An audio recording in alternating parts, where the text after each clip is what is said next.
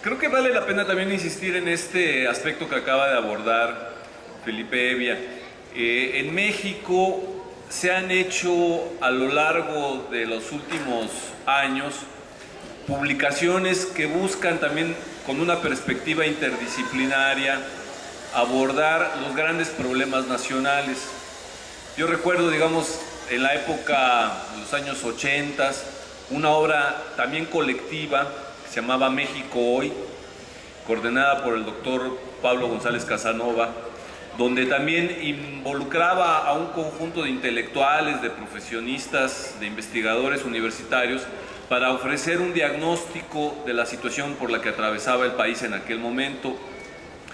Y años después han surgido otras obras de la misma naturaleza, es decir, obras que buscan darnos un diagnóstico de la situación que guarda la economía, la política, la sociedad y el medio ambiente en nuestro país.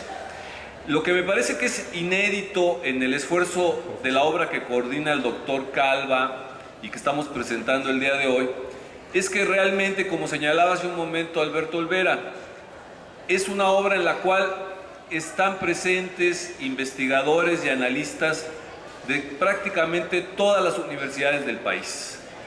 Es decir, que es una obra que realmente convocó a muchos profesionistas, a muchos académicos, para dar una visión lo más exhaustiva posible de los problemas que enfrentamos.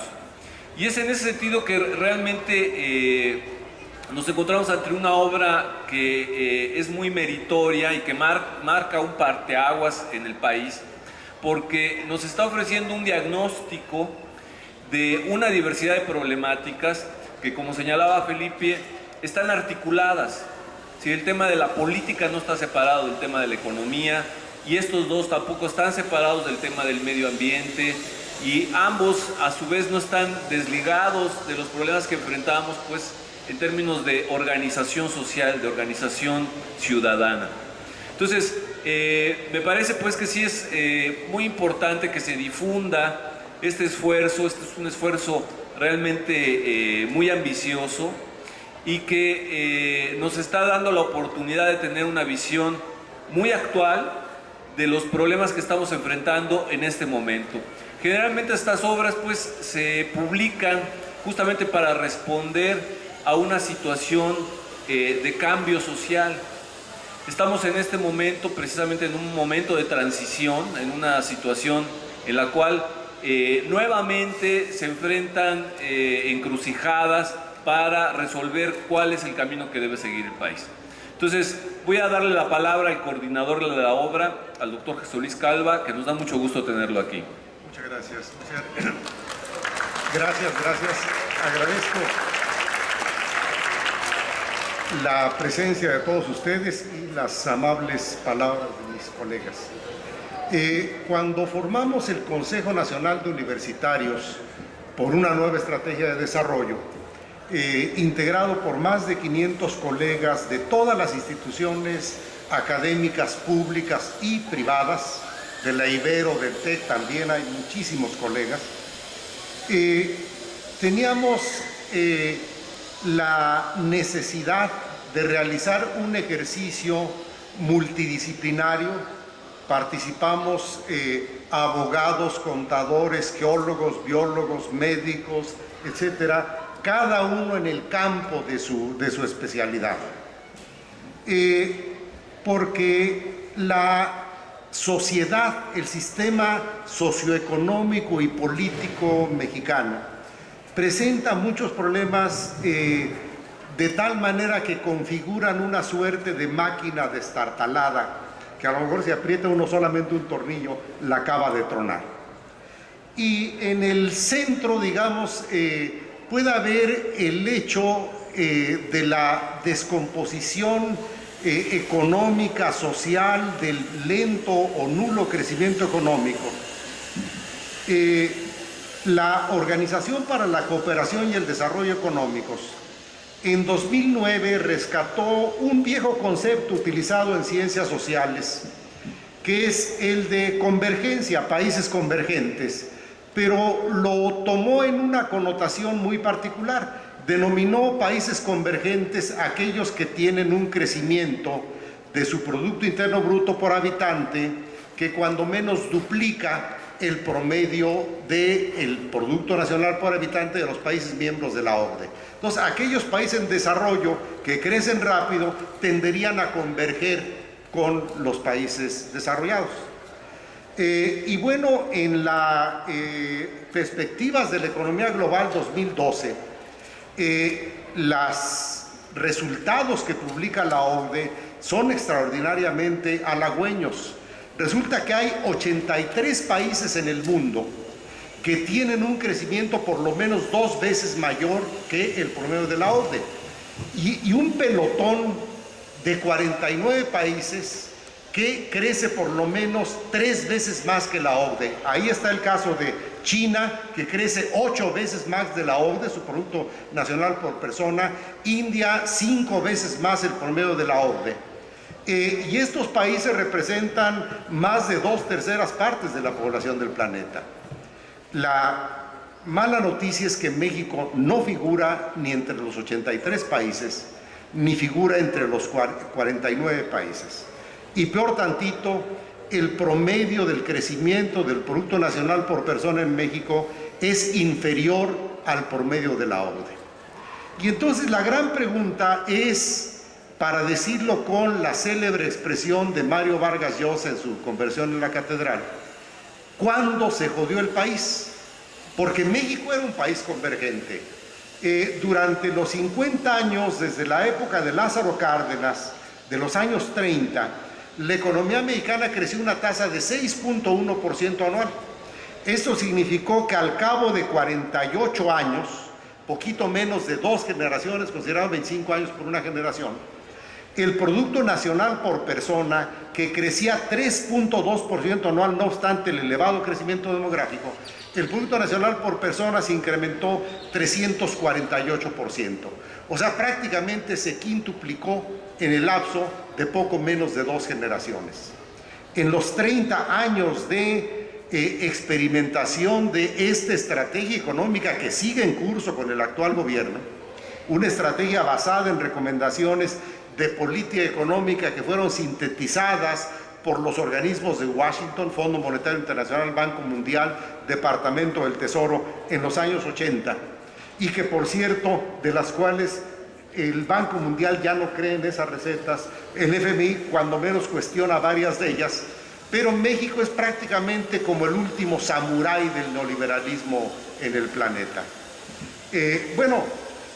Resulta que con el actual modelo económico, la economía mexicana ha crecido a una tasa media del Producto Nacional por persona de 0.5% anual, sin considerar a 11 millones de mexicanos que han emigrado al extranjero en búsqueda de un empleo que no encuentran en nuestro país.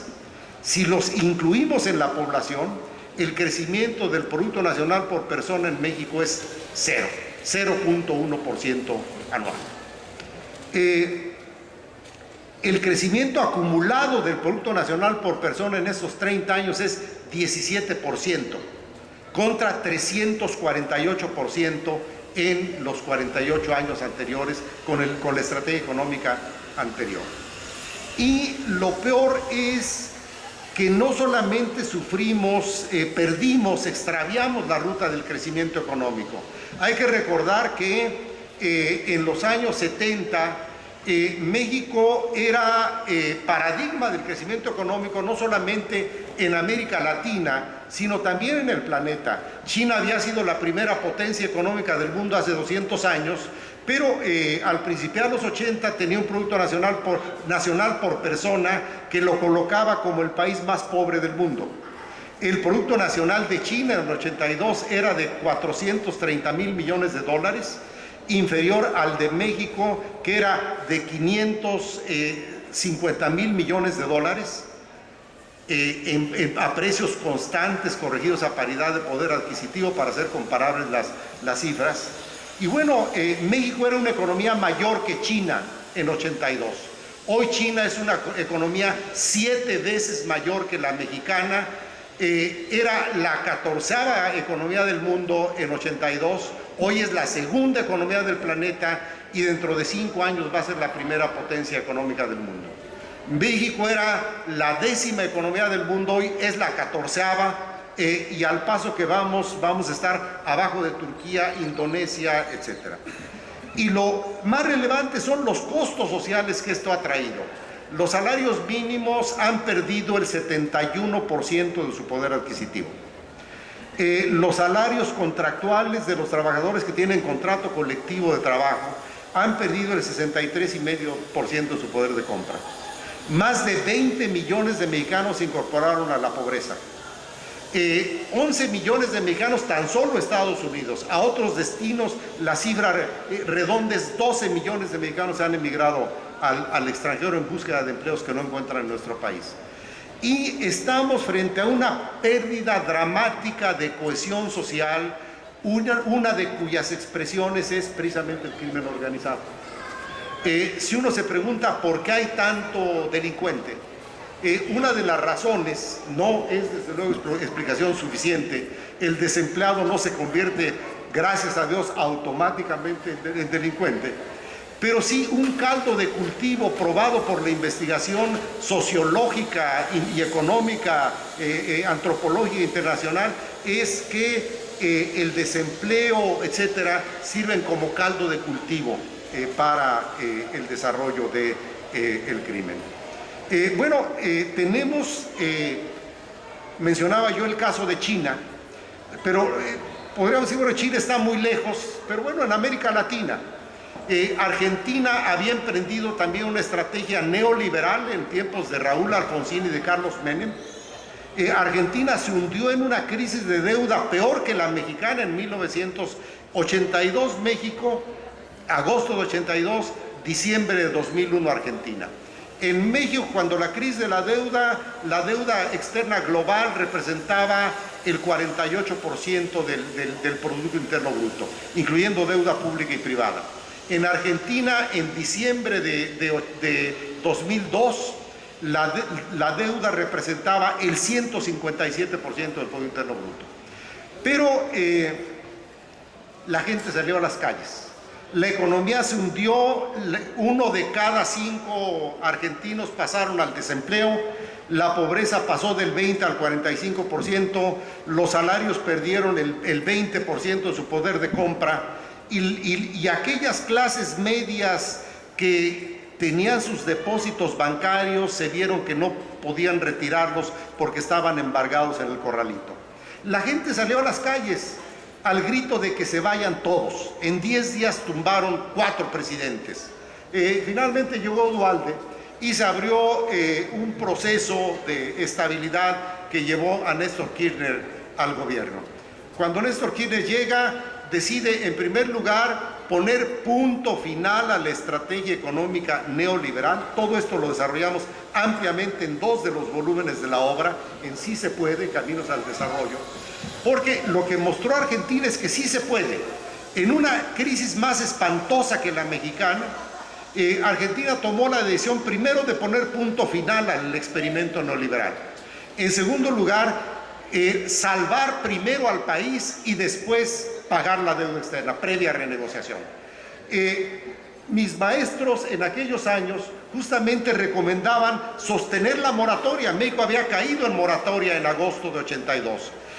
Argentina y Brasil estaban tendiendo la mano a México para sostener la moratoria latinoamericana. Pero México decidió pagar la deuda. Néstor Kirchner en su toma de posición dice: no vamos a seguir pagando deuda a costa del hambre y el sufrimiento de los argentinos. Entonces, mantiene la moratoria, renegocia la deuda y reanuda los pagos. Néstor Kirchner llega en mayo de 2003 a la presidencia, reanuda los pagos en enero de 2005 cuando los acreedores aceptan quitas del 75% al principal en promedio. Y cambia la estrategia económica. Ahora una estrategia centrada en la generación de empleos, centrada en el mejoramiento del ingreso, en la obra pública, en un tipo de cambio competitivo. Hay un libro muy importante para los economistas que es Políticas macroeconómicas para el desarrollo, la importancia de un tipo de cambio competitivo.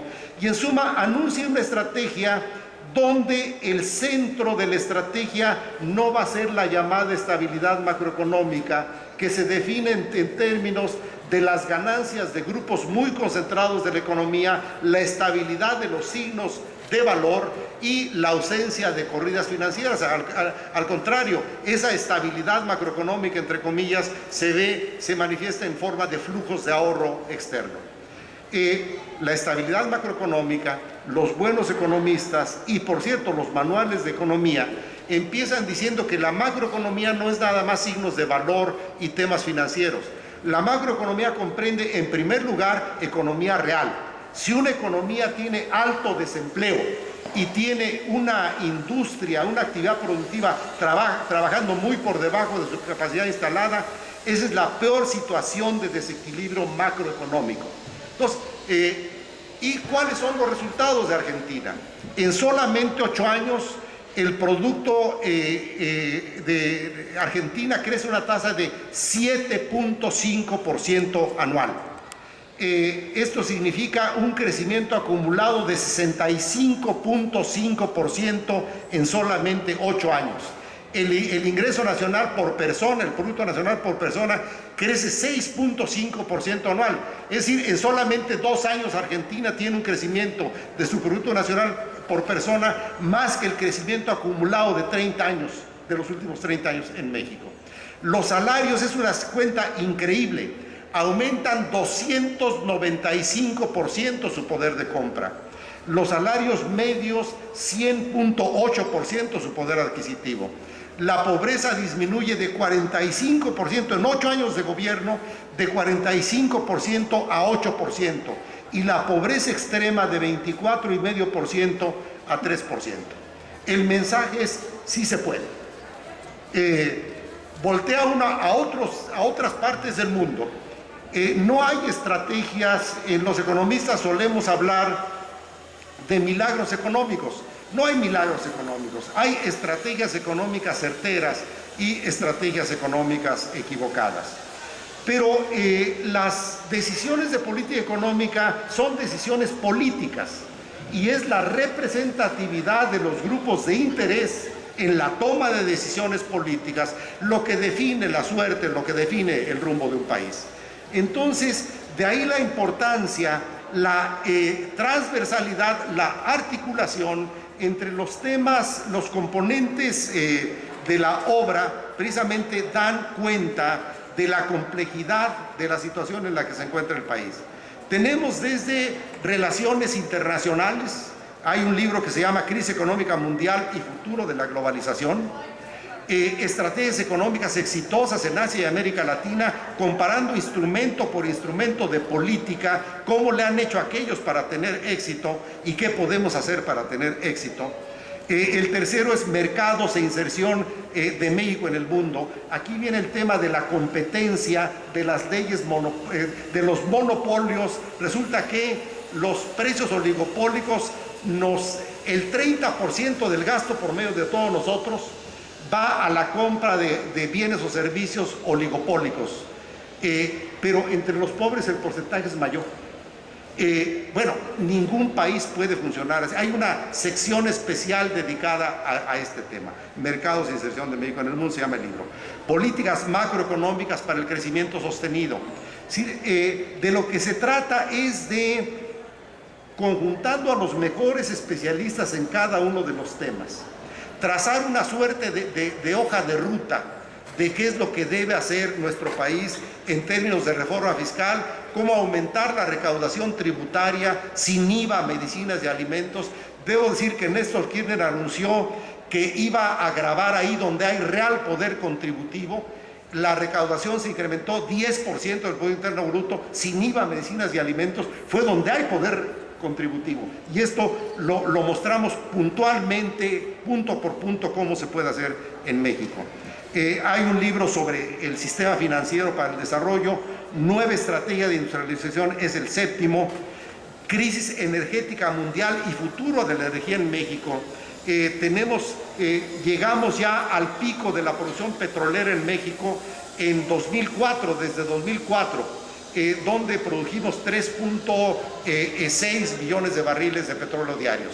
Vamos para abajo, estamos en 2.4 millones de barriles de petróleo diarios. Tenemos potenciales. Sacar un barril de petróleo de Cantarell nos costaba $4 por barril. Sacar un barril de petróleo de aguas profundas cuesta cuando menos $60. Entonces, este es un problema, y la opción de fuentes alternativas que tenemos, de energía que tenemos en nuestro país.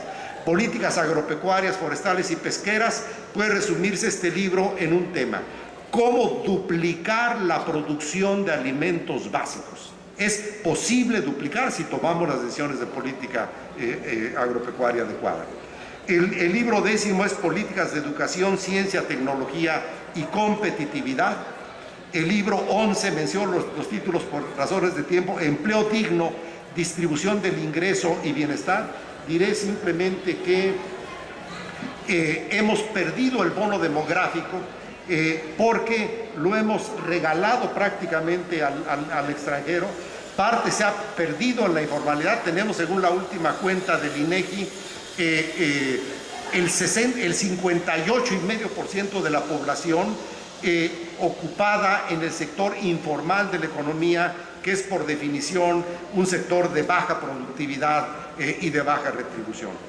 Cuando fundamos el Consejo Nacional de Universitarios, recientemente había llegado Barack Obama a la presidencia de Estados Unidos, y entre los libros de la Casa Blanca encontró una frase de Abraham Lincoln que hicimos nuestra.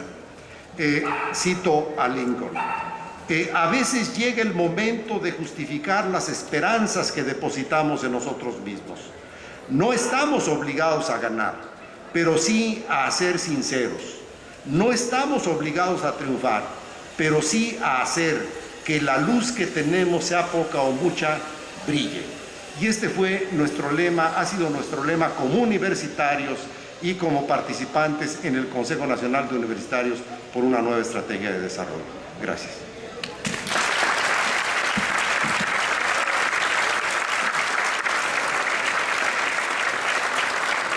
Donde también involucraba a un conjunto de intelectuales, de profesionistas, de investigadores universitarios, para ofrecer un diagnóstico de la situación por la que atravesaba el país en aquel momento. Y años después han surgido otras obras de la misma naturaleza, es decir, obras que buscan darnos un diagnóstico de la situación que guarda la economía, la política, la sociedad y el medio ambiente en nuestro país. Lo que me parece que es inédito en el esfuerzo de la obra que coordina la Organización Ciudadana.